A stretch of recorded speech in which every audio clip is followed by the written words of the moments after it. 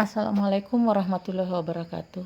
Izinkan saya Endang Sriwahyuni SPD, Guru SMP Negeri 1 Kahu, calon guru penggerak Angkatan 8 Kabupaten Bone, Provinsi Sulawesi Selatan, memaparkan tentang aksi nyata modul 1.4 Budaya Positif. Saya akan menyebarkan pemahaman kepada rekan guru saya di SMP Negeri 1 Kahu dengan materi kunci dalam modul 1.4 Budaya Positif, yaitu 1. Perubahan paradigma belajar, 2. Disiplin positif, 3. Motivasi perilaku manusia, 4. Kebutuhan dasar, 5. Posisi kontrol restitusi, 6. Keyakinan kelas, dan 7. Segitiga restitusi. Baik, saya akan memaparkan video yang telah saya buat dalam aksi nyata dalam penyebaran pemahaman kepada rekan guru saya di SMP Negeri 1 Kahu. Selamat menyaksikan. Assalamualaikum warahmatullahi wabarakatuh. Waalaikumsalam warahmatullahi wabarakatuh. Terima kasih Ibu Bapak yang sempat hadir di sini, yang terhormat Ibu Kepala Sekolah, yang terhormat rekan-rekan pengajar SMP Negeri 1 Kabupaten. Izinkan saya memaparkan diseminasi tentang aksi nyata modul 1.4 yaitu budaya positif. Jadi di sini saya akan menjelaskan apa saja yang saya temukan di dalam pembelajaran budaya positif yang saya temukan di dalam LMS. Nah, apa yang saya bisa paparkan di sini diantaranya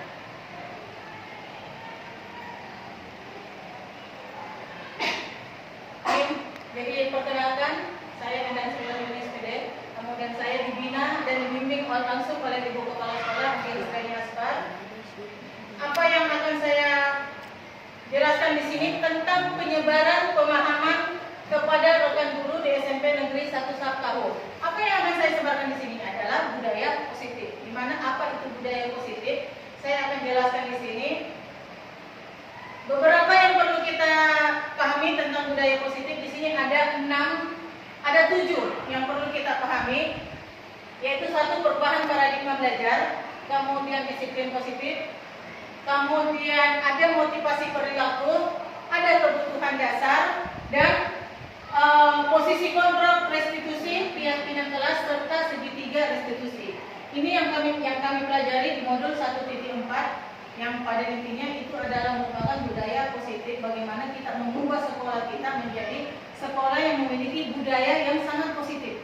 Ya, jadi saya menambahkan sangat positif karena ini memang keinginan kita semua ada perubahan yang mengarah ke arah yang lebih bagus. Ya, kemudian berikutnya Ibu Bapak, di sini akan saya paparkan tentang perubahan paradigma. Tadi yang di poin 1 ada perubahan paradigma belajar. Yang dimaksud dengan perubahan paradigma belajar adalah terjadi dari paradigma berfokus pada guru menjadi pembelajaran berfokus pada peserta didik. Ini yang selalu saya secara tersirat saya beritahukan kepada Ibu Bapak tentang apa itu, bagaimana kita berfokus pada peserta didik. Yang tadinya ketika kita mengajar, guru adalah sumber pembelajaran buat peserta didik. Tapi paradigma itu harus berubah sesuai dengan zamannya sekarang. Peserta didik yang kita hadapi sekarang itu zamannya sekarang adalah zaman era globalisasi, era IT. Jadi tidak selamanya bahwa kita sebagai guru itu menjadi fokus pembelajaran oleh peserta didik. Justru guru itu hanya bisa memberikan hanya diberi kesempatan untuk silakan Pak.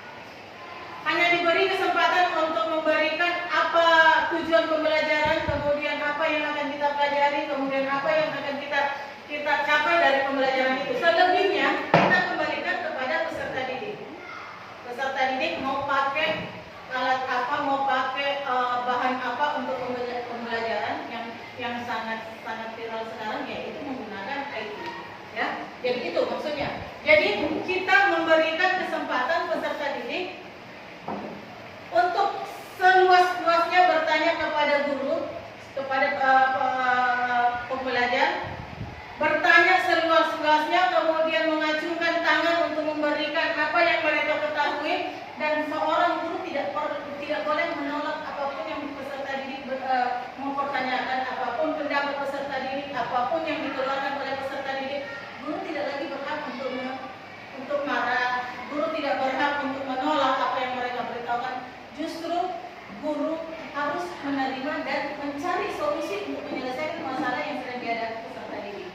yang kami dapatkan dari situ. Kemudian pembelajaran paradigma baru atau kurikulum merdeka merupakan pembelajaran berorientasi pada penguatan kompetensi dan pengembangan karakter yang sesuai dengan dimensi profil pelajar Pancasila. Kurikulum merdeka memastikan bahwa praktik pembelajaran yang dilakukan di sekolah benar-benar berpusat pada siswa atau student centered learning yang biasa disebut SCL. Kemudian yang mana setiap siswa dipastikan melakukan kegiatan belajar yang sesuai dengan kebutuhan dan tahap perkembangannya. Nah, apa yang dimaksud di sini sesuai dengan kebutuhan dan tahap perkembangan? Kalau di K13 kemarin susunan materi yang harus kita berikan itu tersusun dari materi kelas 7, tersusun dari KD1, KD2, KD3, KD4, kemudian dilanjut dengan di kelas 8. Yang sekarang kita mencari materi yang sesuai apa yang dibutuhkan oleh peserta didik. Itu yang dimaksud. Misalnya dalam pembelajaran seperti saya, dalam pembelajaran prakarya, misalnya pada saat kalau yang di K13 itu, kalau yang di K13 biasanya saya mengajarkan di semester 1 tentang serat. Karena sekarang zaman waktu yang musim hujan, untuk semester ini saya tidak akan ajarkan serat. Kenapa? Karena serat itu biasanya kalau serat alam susah dicari pada musim hujan. Jadi kita singkirkan dulu serat, pindahkan ke semester yang lain, cari materi yang kira-kira cocok diajarkan pada saat ini. Jadi itu yang dimaksud. Bukan berarti kita terikat dengan materi bahwa ini harus berurut ke bawah. Tidak seperti itu, Ibu. Yang harus kita lakukan sekarang di IKM. Satu. Yang kedua, di dalam IKM juga kita tidak dituntut untuk mencapai nilai ketuntasan, tidak.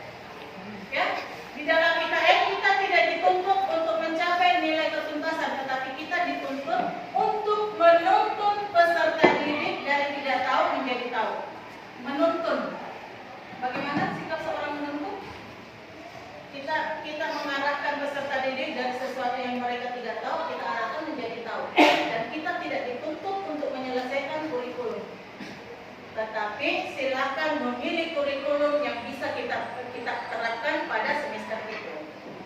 Itu yang dimaksud dengan perubahan paradigma belajar.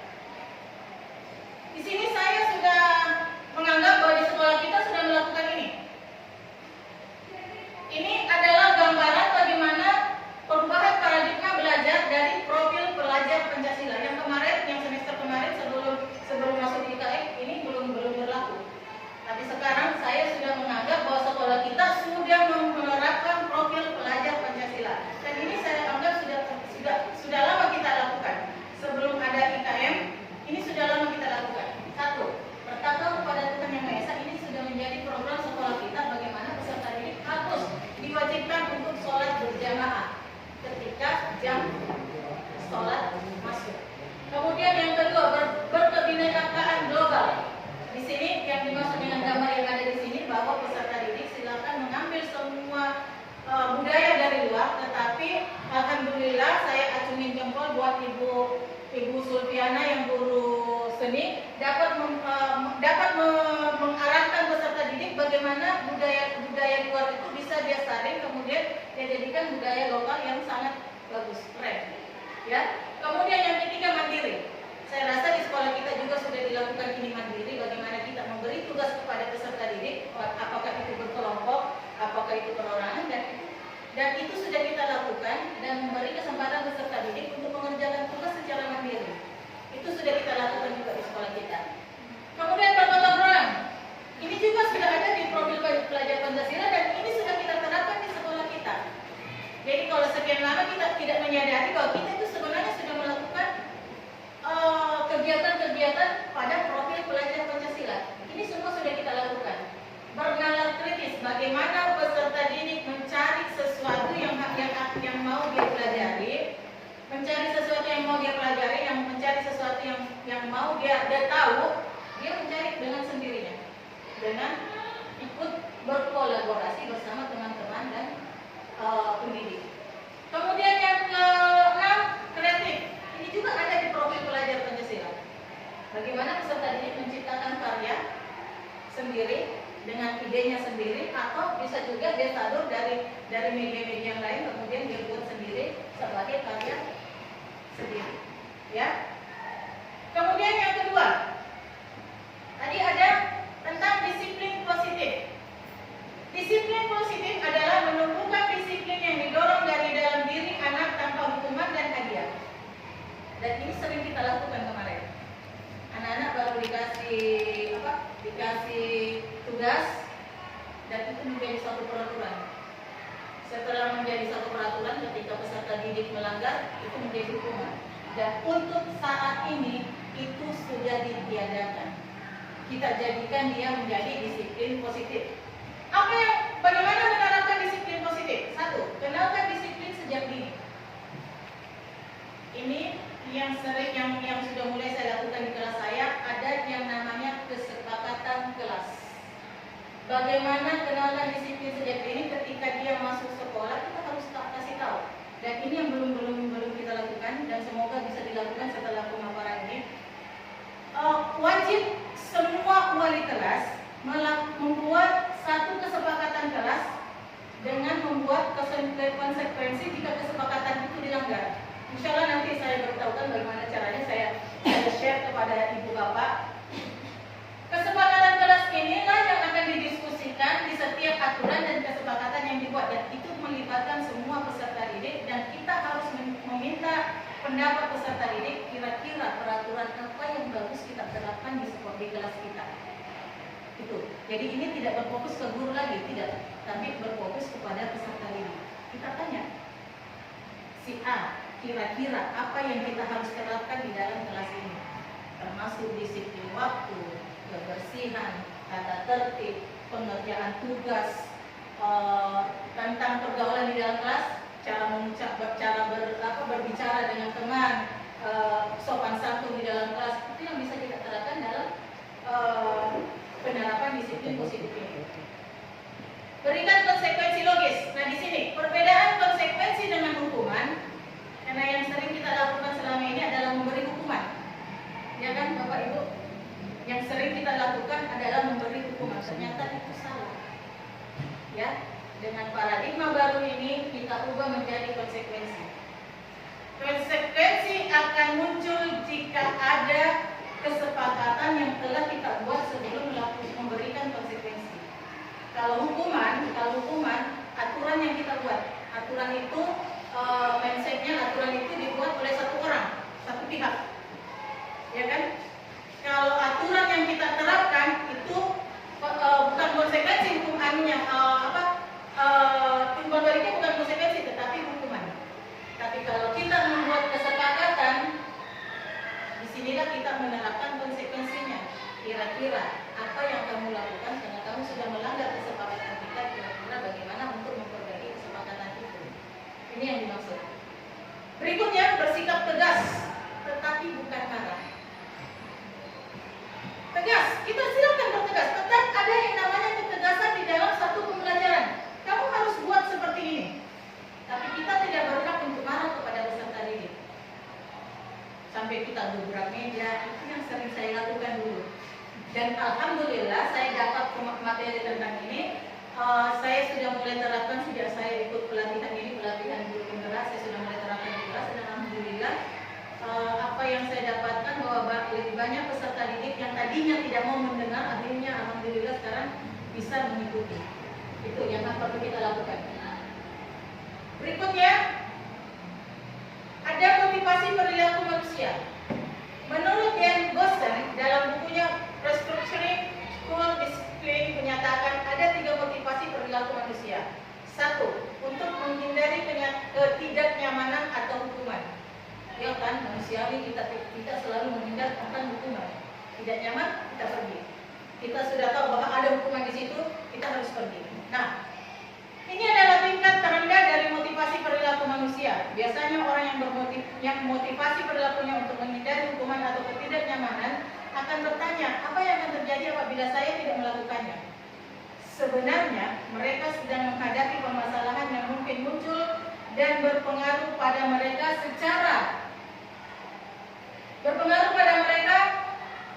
secara fisik, psikologi maupun tidak terpengaruhinya kebutuhan mereka bila mereka tidak melakukan tindakan tersebut. Motivasi ini bersifat eksternal dari luar. Karena malu untuk mendapatkan hukuman, mereka lebih baik menghindar. Ya kan, seperti itu kita kan? Karena tidak suka dengan situasi yang ada di satu tempat, akhirnya menghindar. Kalau sekarang kita ubah mindset kita bahwa hukuman itu memang tidak perlu diadakan, tetapi kita harus mengubah apa penyebab terjadinya hukuman itu. Makanya tadi di bagian pertama tadi ada membuat konsekuensi, dan sebelumnya harus ada kesepakatan. Gitu. Jadi yang diminta di sini bahwa di kelas kita sekarang tidak ada lagi hukuman. Mohon, itu tidak ada lagi hukuman, tetapi kita ganti dengan konsekuensi. Tetapi sebelum ada konsekuensi, kita buat kesepakatan dulu, supaya peserta didik mengerti bahwa dia sudah melanggar apa yang dia buat sendiri. Dia yang sendiri yang membuat peraturan itu, harusnya dia tidak boleh melanggar. Nah, konsekuensi ketika dia melanggar, di situ kita tetapkan, bukan lagi berbentuk hukuman. Berikutnya, motivasi yang kedua adalah untuk mendapatkan imbalan atau penghargaan dari orang lain. Satu tingkatan di atas motivasi yang pertama. Di sini orang berperilaku untuk mendapatkan imbalan atau penghargaan dari orang lain. Dengan motivasi ini akan bertanya, apa yang akan saya dapat apabila saya melakukannya? Dan ini sebenarnya tidak boleh. Ya, ini tidak boleh Ibu Bapak.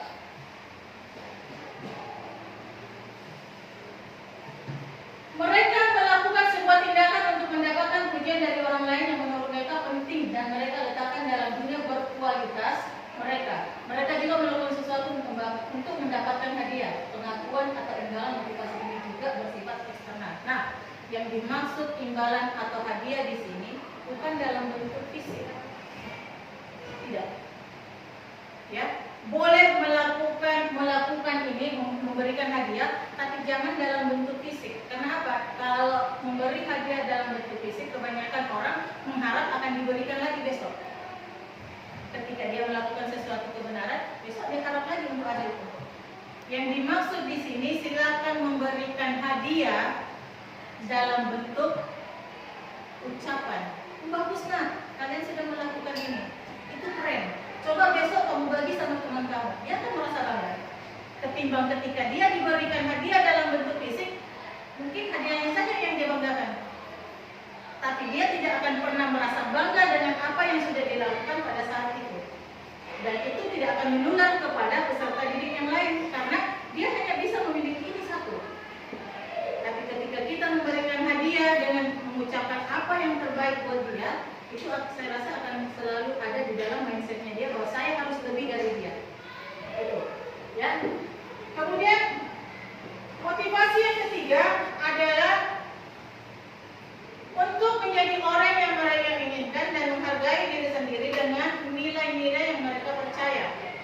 Jadi di sini lebih banyak ingin mendapatkan penghargaan dengan nilai yang sudah dia percaya bahwa saya bisa dan saya diterima di satu tempat, saya bisa menjadi orang yang baik di satu tempat, dan saya bisa mendapatkan apa yang saya mau. Ini berhubungan dengan keinginan hati yang sudah ada. Ya, ini berhubungan dengan hati mereka. Kemudian yang keempat tadi ada poin kebutuhan dasar. Ketika seorang murid melakukan suatu perbuatan yang bertentangan dengan nilai-nilai kebajikan atau melanggar peraturan, hal itu sebenarnya dikarenakan mereka gagal memenuhi kebutuhan dasar mereka. Nah, seorang manusia memiliki 6 kebutuhan dasar. 5 kebutuhan dasar. Kebutuhan dasar pertama, ingin bertahan hidup atau survival. Bagaimana dia berada di satu tempat untuk bisa bertahan hidup di satu tempat itu, apa yang dia harus lakukan? Salah satunya, bagaimana dia bisa mendapatkan apa yang bisa menunjang hidup dia. Itu. Yang kedua, kasih sayang dan rasa diterima. Ini manusiawi sekali. Ketika kita berada di satu tempat, kemudian tidak ada orang yang peduli, bahkan tidak ada orang yang mau melihat kita, yang tidak ada yang mau peduli dengan kita, bagaimana yang kita rasakan? Kita akan merasa kecewa. Nah, ini adalah kebutuhan yang sangat-sangat manusiawi. Yang ketiga, kasih sayang dan rasa diterima di suatu tempat. Ketika kita berada di dalam satu kelompok, kita harus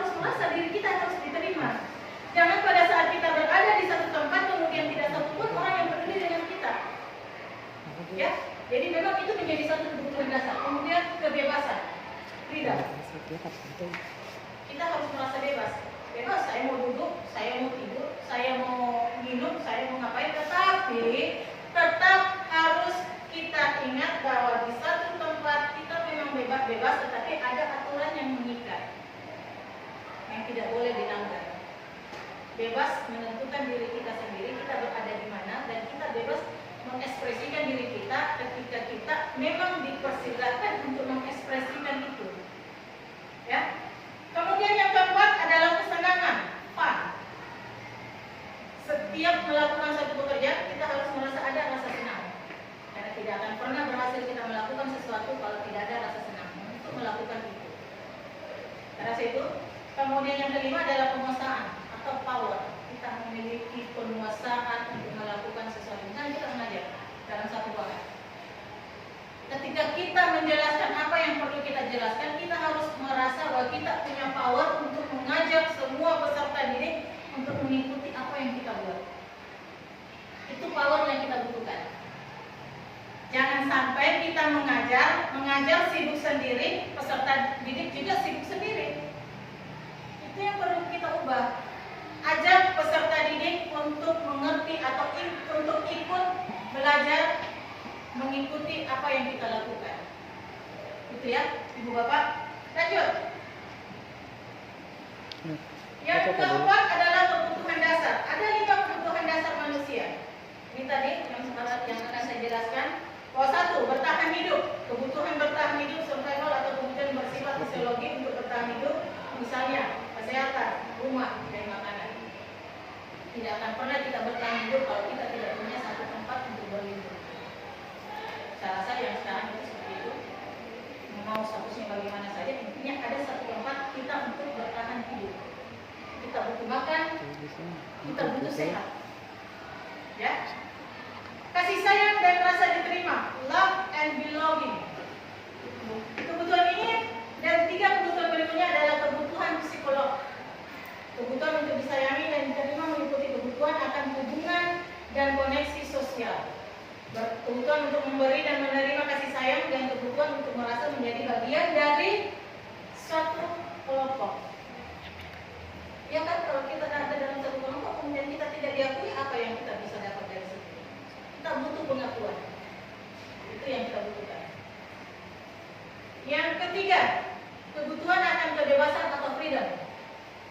Kebutuhan untuk kebebasan adalah kebutuhan akan kemandirian, otonomi, memiliki pilihan yang mampu mengendalikan arah hidup seseorang. Anak-anak dengan kebutuhan kebebasan yang tinggi menginginkan pilihan mereka, lebih banyak bergerak, suka mencoba-coba, tidak terlalu terpengaruh dengan orang lain, dan senang mencoba hal baru.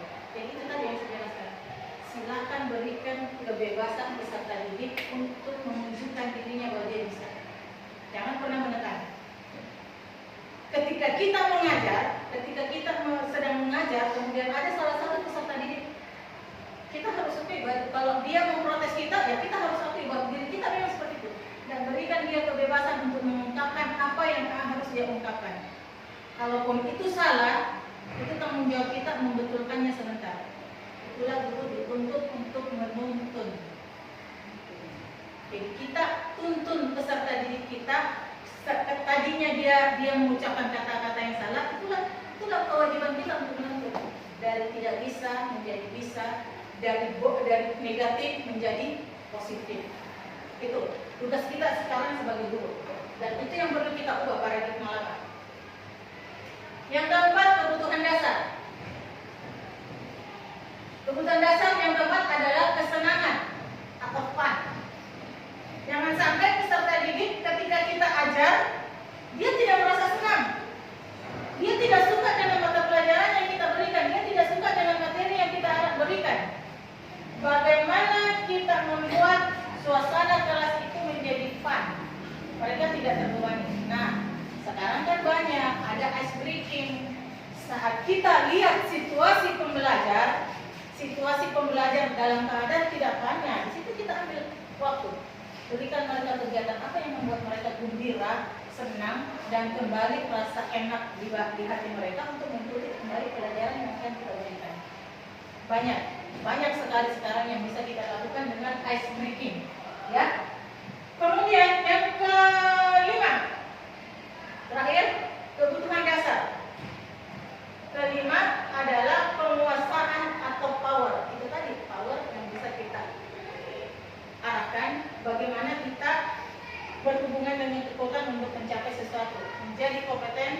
menjadi terampil, diakui atau prestasi dan keterampilan kita, didengarkan dan memiliki rasa harga diri. Kebutuhan ini meliputi keinginan untuk dianggap berharga, bisa membuat perbedaan, bisa membuat pencapaian, kompetensi diatur, dihormati, dan meliputi self-esteem dan keinginan untuk meninggalkan pengaruh. Ketika salah seorang peserta didik kita menjelaskan materi yang ada, salah seorang peserta didik kita mengangkat tangan, bertanya, apa?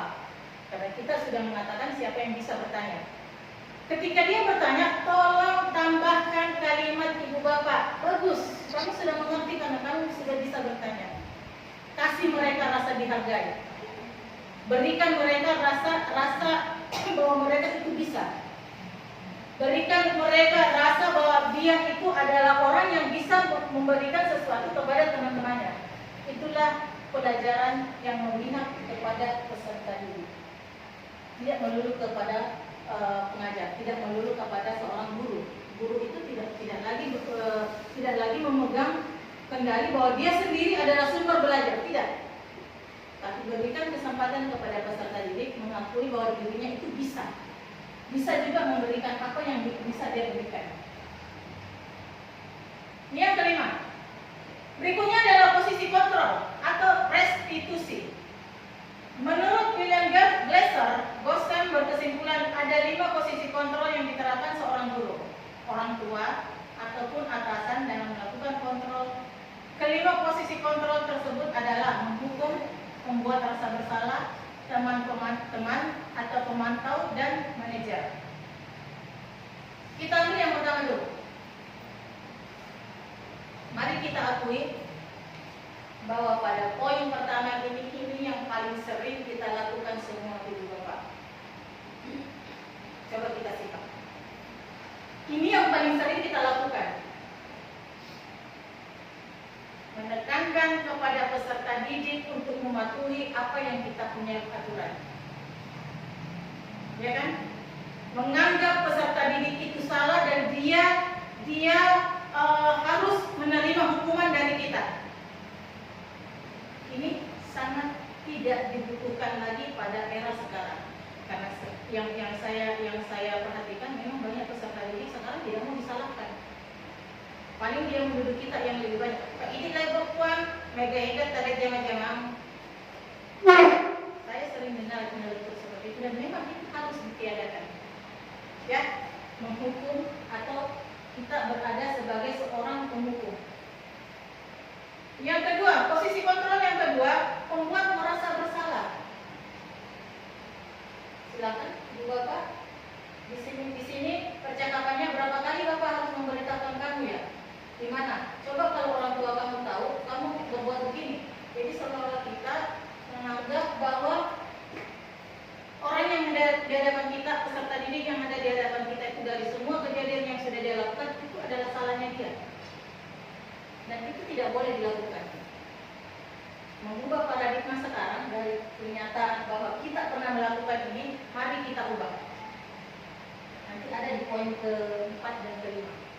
Kemudian posisi kontrol yang ketiga yang sering juga kita lakukan adalah menganggap teman. Ini juga salah. Ya, salahnya di mana? Coba kita lihat. Kalimat, ayo ingat, ayo ingat tidak bantuan Bapak selama ini. Seolah-olah kita adalah teman dari dia, yang saya dekat sama dia. Kita dekat sama peserta didik, tetapi peserta didik bisa menganggap kita adalah temannya, dan itu tidak boleh terjadi. Tetap guru tetap menjadi teladan dan peserta didik yang menteladani kita, bukan sejajar.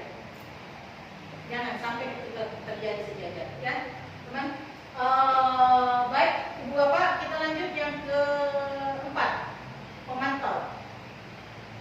Ini sekarang yang paling bagus.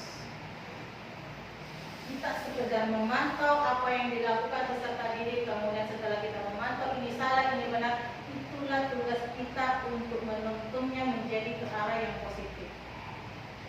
Memantau. Ya. Dan yang paling ideal adalah kita sebagai manajer. seorang pendidik paling ideal memposisikan kontrol dirinya sebagai kontrol manajer. Bagaimana sikap seorang manajer? Ibu bapak bisa baca?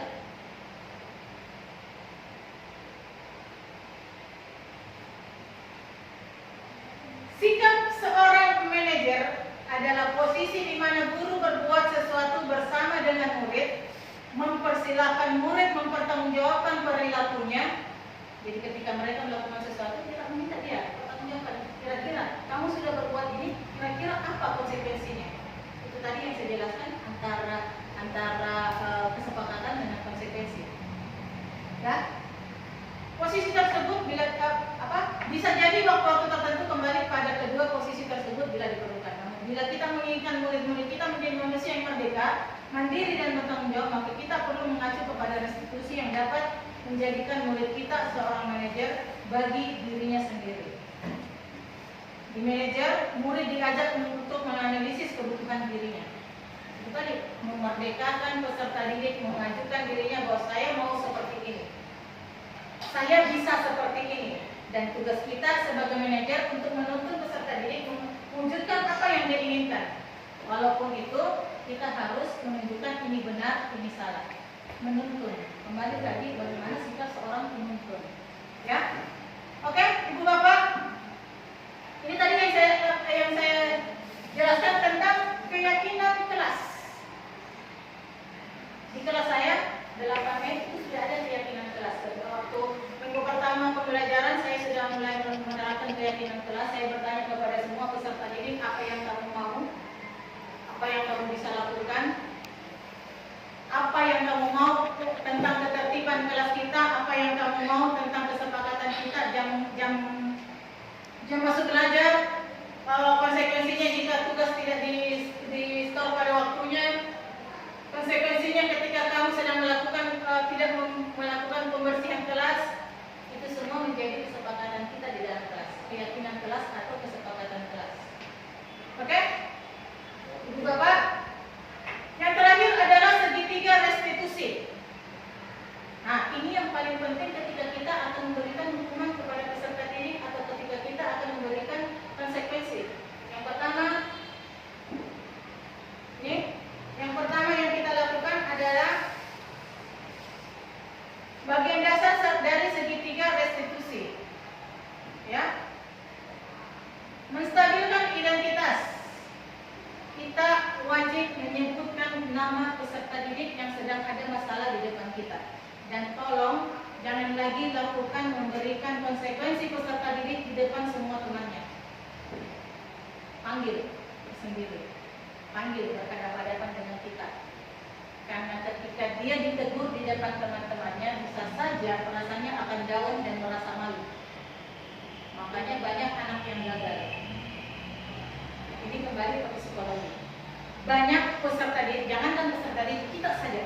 Ketika kita ditegur di depan orang banyak, kira-kira bagaimana perasaan kita? Sama dengan peserta didik. Panggil berhadapan-hadapan dengan kita. Kalau kita tidak mampu menghadapi peserta didik, panggil orang yang lebih berkompeten tentang psikologi pendidikan. Ada guru BK di sekolah kita. Dan jangan pernah lagi menegur peserta didik di depan teman-teman sekelasnya. Walaupun teman kelasnya tahu masalah yang sedang dihadapi oleh peserta didik itu, ya. Kemudian langkah yang kedua setelah tadi menstabilkan identitas, langkah kedua adalah memvalidasi tindakan yang salah. Jadi di sini hak kita untuk bertanya kepada peserta didik. Tadi kamu sudah berbuat apa? Sampai ibu guru kamu keluar dalam keadaan marah dan mengadukan ke saya. Kira-kira apa yang kamu lakukan? Walaupun itu sudah kita tahu. Dan kita wajib tetap bertanya kepada peserta didik sebagai pihak kedua. Pihak pertama tadi adalah pihak korban, misalnya guru yang menjadi korban. Pihak kedua adalah peserta didik dan kita harus tahu kedua-duanya apa masalah yang sebenarnya terjadi. Gitu, ya. Langkah kedua adalah memvalidasi masalah. Yang ketiga, langkah ketiga yaitu menanyakan keyakinan tadi itu adalah kesepakatan yang kita sudah buat. Kira-kira kesepakatan mana yang kamu langgar? Apa kamu bisa memperbaikinya? Nah, di pembelajaran. Peran kita sebagai seorang manajer menanyakan kesalahan, menanyakan jalan keluar, kemudian memberikan solusi kepada peserta didik, selesai. Tidak ada hukuman. Peserta didik juga sudah tahu apa yang dia lakukan sebelum dipanggil untuk menyelesaikan masalah. Nih, yang sering terjadi adalah awalnya peserta didik merasa aneh dengan perubahan yang saya lakukan di sekolah ini ketika saya mulai terapkan apa yang saya dapatkan pada saat saya mengikuti pelatihan guru penggerak. Saya sudah mulai di 2 kelas. Ibu Bapak, mohon maaf saya tidak minta izin, tapi saya sudah mulai di 2 kelas. Di kelas saya itu 8E, dan kemarin 2 hari yang lalu, 2 hari berturut-turut sampai yang tadi pagi saya melakukannya itu di kelas 8A. Dan beberapa di antara mereka malah bertanya, Bu, kenapa tidak marah lagi? Alhamdulillah, saya sudah mulai mengontrol diri saya dan saya mau menempatkan diri saya sebagai manajer di dalam kelas. Itu yang saya lakukan sekarang. Baik Ibu Bapak, semoga Ibu Bapak bisa juga melakukan hal yang seperti itu. Ini sekarang yang saya rasakan. Karena tanpa marah, tanpa mengeksplor emosi saya yang meledak-ledak, Ibu Bapak tahu bagaimana saya, ternyata saya bisa menerapkan budaya positif. Dan itu yang saya dapatkan hasilnya ketika saya berbicara pelan, ketika saya memberikan pengalaman kepada peserta didik saya, dan alhamdulillah semuanya begitu. Ini yang saya rasakan sekarang. Baik, Ibu Bapak, terima kasih atas perhatian yang sudah Ibu berikan kepada saya, dan saya mengajak Ibu Bapak setelah apa yang saya paparkan ini, semoga ada di antara kita semua yang bisa lebih bagus, lebih kompeten untuk melakukan apa yang sudah saya terapkan beberapa saat belakangan ini, termasuk ketika masuk pelajaran tahun ajaran baru saya sudah mulai menerapkan beberapa hal. Dan saya yakin Ibu Bapak lebih bagus daripada apa yang sudah saya lakukan. Terima kasih. Assalamualaikum warahmatullahi wabarakatuh. Waalaikumsalam.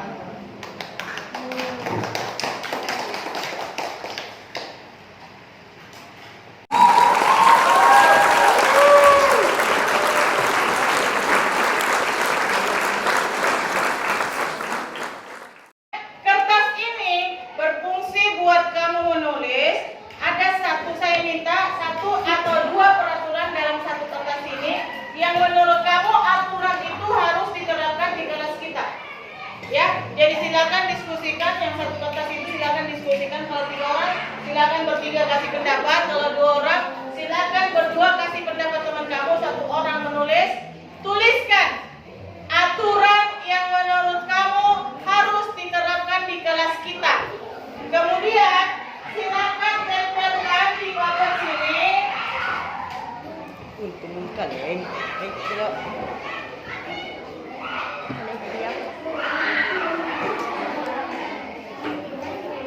Bisa bicara kotor. Kesepakatan kelas. Artinya apa yang kamu tempel di sini itu hasil diskusi kamu dan itu kamu terapkan di kelas kita ini. Oke, mengerti maksudnya? Jadi silakan saya kasih waktu 5 menit berpikir apa yang harus diterapkan di kelas kita ini. Bu. Silakan dimulai. Bu, bisa lebih dari 2, Bu? 2 saja.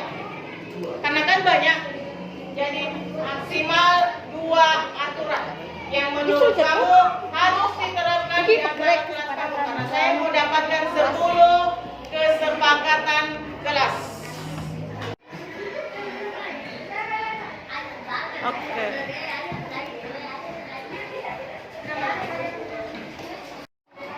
Oke, kita lihat sudah ada kesepakatan yang dibuat semua teman kamu. Sudah ditempel. Semuanya sudah kan? Semua punya suara di sini. Oke, kita buat kesepakatan ini menjadi sederhana. Jadi kita klasifikasikan dulu. Yang sama kita satukan, yang berbeda kemudian kita pisah. Ya, saya harap dari apa yang kalian tempel ini kita bisa menemukan 10 kesepakatan kelas khusus prakarya. Ya, karena saya buat kesepakatan klasifikasinya dulu.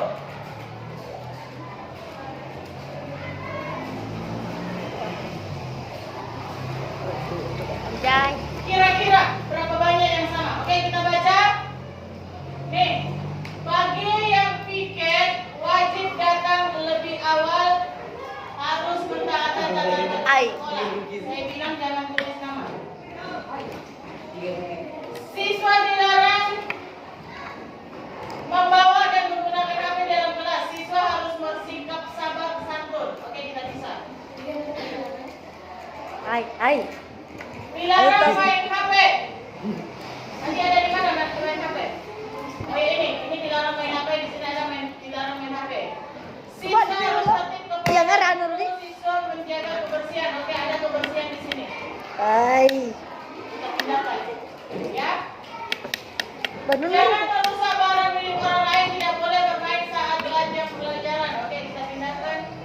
1, 2. Oke.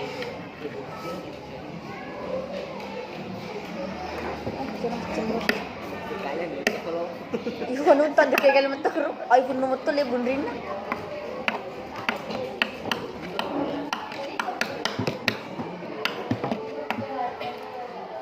Siswa dilarang memakai sepatu di dalam kelas, dilarang memakai topi di kelas, dilarang main HP. Hai. Ada HP di sini. Telu dulu tadi di cok. Harus menjaga kebersihan. Salah bu. Di sini HP ya. Nah, ada apa sih cok? Yang guru ini salah. Oke, kebersihan. Salah lagi. Kita simpan sini ya, ingat ya di sini kebersihan. Hai. Memasukkan jilbab ke dalam baju saat memakai jas. Dilarang. Ini rajak. Apa ini? Bang, ya boleh. Berisik saat jam pelajaran. Berisik tadi ada di mana? Oh, ini. Tertib. Hai. Ya. Siswa dilarang membawa dan menggunakan handphone. Ya. Pak di cok. Hai. Oke. Bermain-main jika guru menjelaskan. Tertib. Hai. Aduh tadi pandai cok. Sedih. Jaga kebersihan. Gimana tadi? Sini. Hai. Yang ketiga bang, Ini kebersihan. yang ketiga ada di mana? Menjaga kebersihan. Berpakai seragam dan menjaga kebersihan. Oke. Tidak boleh ribut saat guru. Oke, tata tertib. Hai.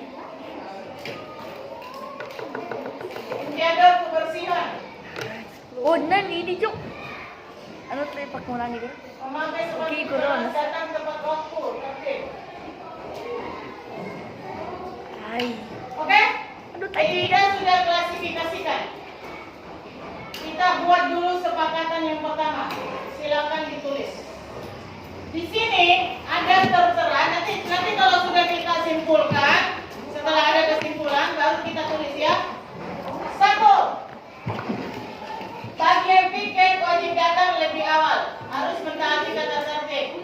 Siswa harus tertib kepada guru. Siswa harus menjaga kebersihan, ketertiban. Harus memasukkan jilbab ke dalam baju. Jangan gitu, berisik Pak, ya. saat jam pelajaran. 1. Jangan di situ ada tentang jam masuk. Baik anak-anak, ini sudah ditempelkan sama semua teman kamu sejumlah peserta didik yang ada di sini. Berapa orang? 30? 1 orang. Kalau ada yang tidak hadir? Siapa? Siapa namanya? Anissa Safari. Kenapa dia? Terlambat. Oke. Sekarang lihat, di sini ada beberapa yang sudah ditempelkan teman kamu. Kita jadikan dulu satu ide yang sama ya. Tidak boleh bermain saat jam pelajaran, tidak boleh berisik saat jam pelajaran saat guru menjelaskan. Jika tidak mengerjakan PR dihukum. Oke, kita pindahkan ini ya menjadi kelompok yang lain. Ya. Kemudian berisik saat jam pelajaran. Oke, di sini. Jadi kita klasifikasikan satu usulan. Yang sama usulannya kita klasifikasikan. Tidak boleh datang terlambat, kita pindahkan di sini. Siapa tahu ada lagi temannya. Tidak boleh berisik. Oke, masuk di sini. Tidak boleh main-main saat belajar. Sama kan? Artinya tidak boleh berbicara saat guru menjelaskan. Sama artinya kan ini? Oke. Tidak boleh berbicara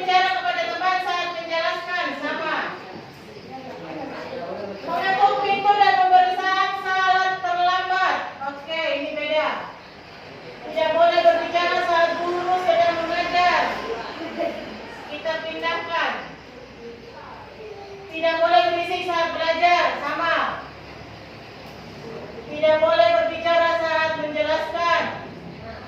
Tidak boleh bermain HP, ini lain. Kita pindahkan di sini. Oke? Tidak boleh ribut, ini. Tidak boleh keluar kelas tanpa izin, boleh. Tidak boleh berisik. Tidak boleh bermain. Tidak boleh berisik. Tidak boleh bicara saat guru menjelaskan. Saat guru menjelaskan. Makan di kelas. Oke, kita satukan ya. Tidak boleh berisik. Tidak boleh keluar kelas. Harus bersih, tidak boleh ribut saat belajar. Tidak boleh terlambat. Tadi ada. Nah ini. Nia kita satukan di sini. Tidak boleh terlambat. Ini tidak boleh terlambat. Oke, HP. Mana tadi ada HP kan ini? Papan tulis harus bersih.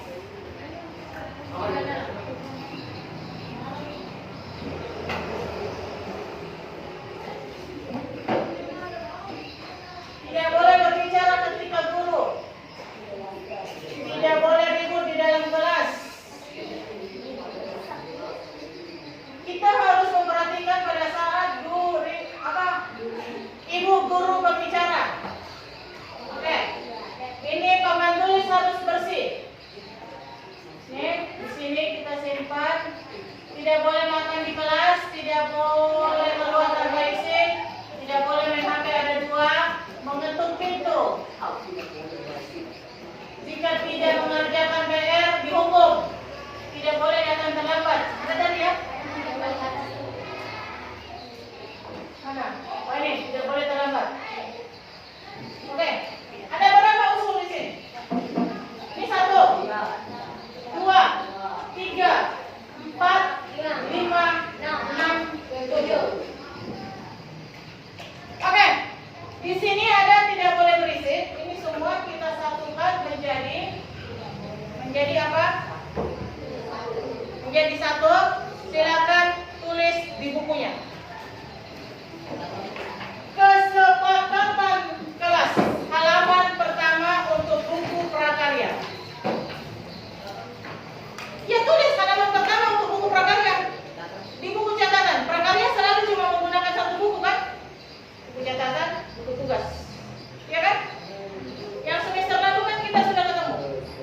Nah, saya coba kasih satu buku catatan, itu kami buku tugas. Ingat, catatan kelas 7 jangan dibuang. Sambung dengan catatan kelas 8. Halaman pertama silakan tulis kesepakatan kelas. 1. Kita bahasakan ini menjadi bahasa yang lebih bagus. Kira-kira apa? Dilarang atau bagaimana? Tidak berbicara saat tidak ditanya. Tidak berbicara saat tidak ditanya atau tidak ingin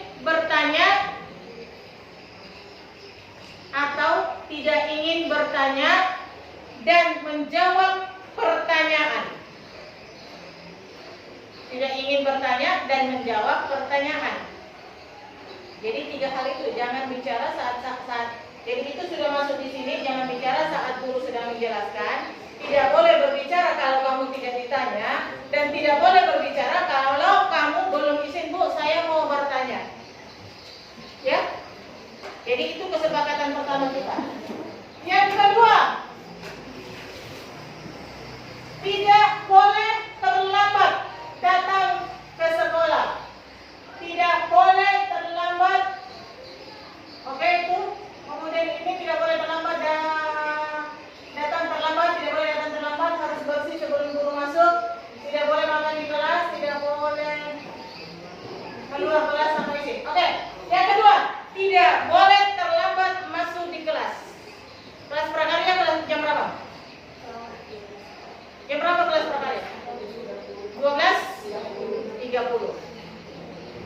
ya.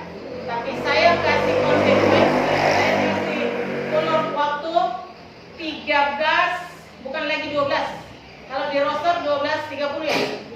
Karena saya tidak mau ada lagi yang terlambat. Kalau dia terlambat lagi masuk jam 13.15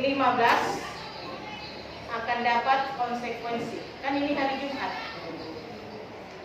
Jadi saya kasih waktu untuk yang laki-laki tolong 13.15 dan semuanya sudah harus ada di dalam kelas. Oke? Kesepakatan yang ketiga. Tidak boleh makan di kelas tidak boleh makan di dalam kelas jika belajar.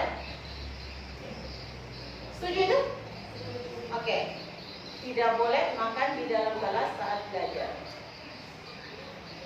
Sudah berapa? 3. Oke, yang keempat. Di sini akan saya lihat tidak boleh keluar tanpa izin. Jadi, yang ditulis di situ, jika ada keperluan di luar kelas, silakan meminta izin. Jika ada keperluan di dalam kelas, silakan meminta izin. Yang berikutnya, oh ya, tentang HP. Boleh menggunakan HP saat. Oke, baik anak-anakku sekalian, kalian sudah punya kesepakatan kelas dan itu akan kita gunakan selama saya mengajar di kelas ini. Ya, jadi itu sudah kalian rangkum dalam satu tempat dan itu kalian harus ingat sampai saya selesai mengajar di kelas ini. Dan itu akan kita gunakan selama saya mengajar di kelas ini. Akan ada konsekuensi jika itu kamu langgar. Sepakat? Sepakat? Sepakat. Oke, kalian boleh berjanji. Saya berjanji. Akan mentaati. Peraturan dan tata tertib. Yang telah kami buat bersama.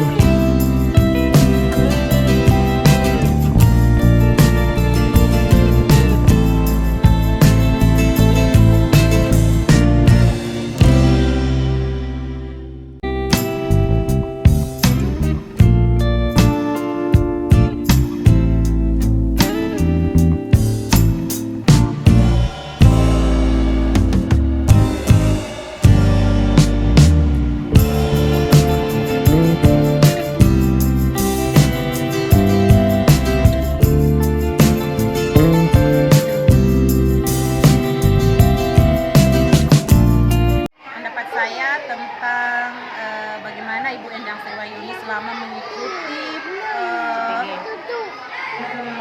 program guru penggerak. Saya lihat kemajuan yang sangat luar biasa di dalam proses pembelajaran, utamanya dalam semangat memberikan edukasi kepada anak-anak. Sangat luar biasa, mulai daripada kreativitas, akademik maupun secara afektif atau sikap. Dan juga saya melihat Ibu Endang Sriwahyuni ini terus melakukan diseminasi kepada teman-teman guru juga untuk senantiasa melakukan inovasi-inovasi di dalam pembelajaran dan juga untuk terus belajar. Jadi saya melihat Ibu Endang Sriwahyuni merupakan satu inspirator di sekolah kepada teman-teman guru yang lain. Terima kasih. Mungkin itu bisa saja yang saya sampaikan. Terima kasih. Menurut saya, Ibu Endang dulu adalah ibu yang tidak terlalu aktif dalam ekstrakurikuler atau kegiatan-kegiatan sekolah. Ibu Endang dulu juga sering marah-marah dan tidak terlalu peduli dengan siswa-siswa.